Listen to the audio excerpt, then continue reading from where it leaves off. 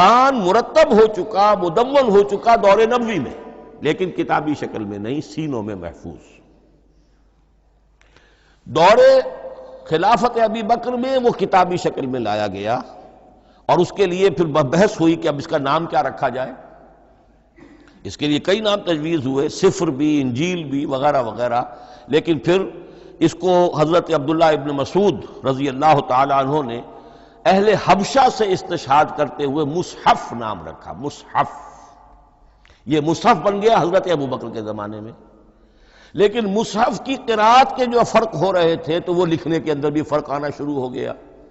اس کو دور کیا حضرت عثمان نے، اس کا آفیشل ورژن تیار کروایا، ایک رسم الخط پر پوری امت کو جمع کر دیا، باقی جو نسخے تھے انہیں آپ نے پھر ضائع کر دیا، تاکہ کوئی اور یہ نہ رہے کہ اب یہ بھی ایک تھا پرانا نسخہ نکل آیا، اس میں تو یہ لفظ اس طرح لکھا ہوا ہے۔